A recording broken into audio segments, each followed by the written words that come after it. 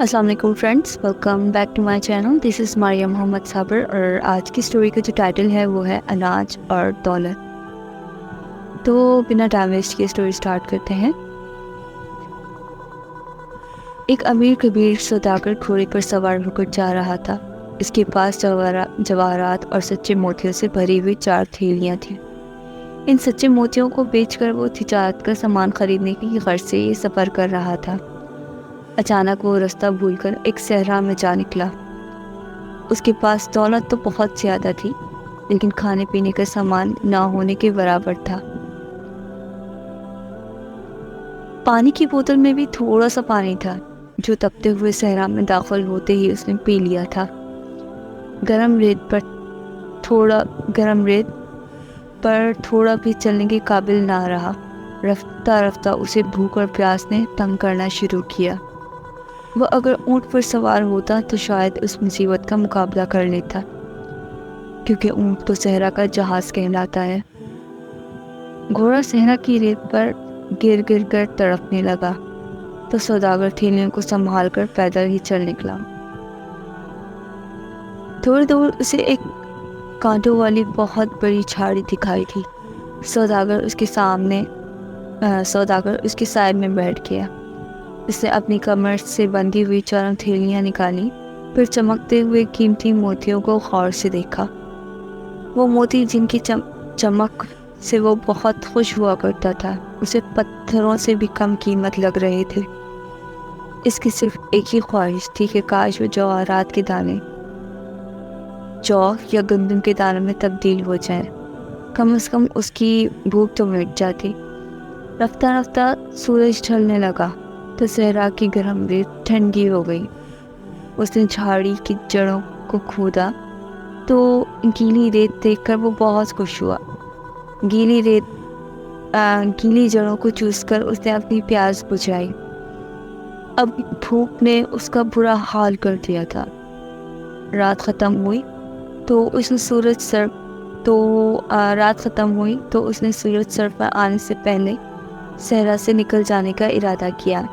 لیکن وہ صحرا اتنا بڑا تھا کہ سوداگر چلتے چلتے ہی تھک کر چورن ہو گیا، مگر صحرا ختم ہونے کا نام ہی نہیں لے رہا تھا.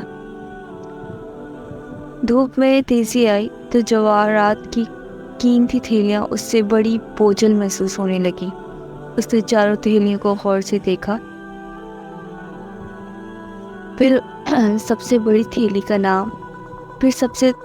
تھیلی ناکارہ بوجھ کی طرح ریت پر پھینک دی. اسے تھوڑا سا دکھ ضرور ہوا، لیکن موتیوں کو وہ چونکہ کھا نہیں سکتا تھا، لہٰذا اس وقت کسی کام کی نہیں تھی. تھوڑی دور جا کر اس نے دوسری تھیلی سے بھی نجات حاصل کر لی. اسی طرح اس نے 4 تھیلیوں کو صحرا میں پھینک کر اپنا بوجھ ہلکا کیا. آخری تھیلی پھینکتے ہوئے اسے ذرا بھی دکھ نہ ہوا، اس لیے کہ اس کی بھوک اسے پاگل کیے دے رہی تھی. وہ بار بار ایک ہی فکرہ دہرا رہا تھا: جواہر کے دانے بہتر ہوتے ہیں.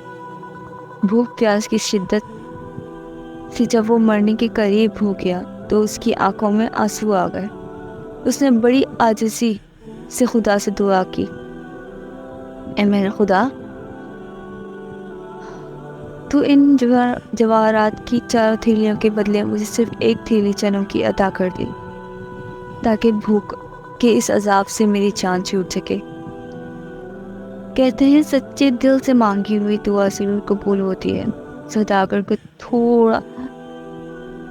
تھوڑی دور درختوں کا ایک جھنڈ دکھائی دیا. یہ ایک چھوٹا سا نخلستان تھا جو صحرا میں زندگی کی ضمانت سمجھا جاتا ہے. اس نخلستان میں پانی کا ایک چشمہ بھی بہہ رہا تھا. سوداگر نے اپنی پیاس بجھائی تو اس کی جان میں جان آئی. تھوڑی دیر بعد اس کی بھوک اور زیادہ چمک اٹھی تھی. اچانک اسے بالکل ویسی تھیلی نظر آئی جیسے اس نے سب سے پہلے صحرا میں پھینکی تھی. اسے اپنی آنکھوں پر یقین نہیں آ رہا تھا. تھیلی موتیوں سے بھری ہوئی دکھائی دے رہی تھی.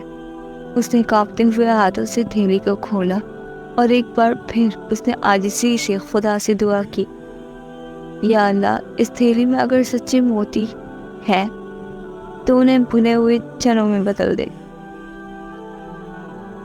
مطلب سچے موتی ہیں تو انہیں بھنے ہوئے چنوں میں بدل دے. اس کی خوشی کا کوئی ٹھکانہ نہ رہا جب اس نے دیکھا کہ تھیلی بھنے ہوئے چنوں اور جوار کے دانوں سے بھری ہوئی تھی. اس نے خدا کی اس نعمت پر لاکھ لاکھ شکر ادا کیا. وہ سوداگر اپنی جان بچا کر صحرا سے واپس آیا تو بالکل بدلا ہوا انسان تھا. یہ واقعہ وہ اپنے دوستوں کو سناتا اور کہتا ہے کہ میرے امیر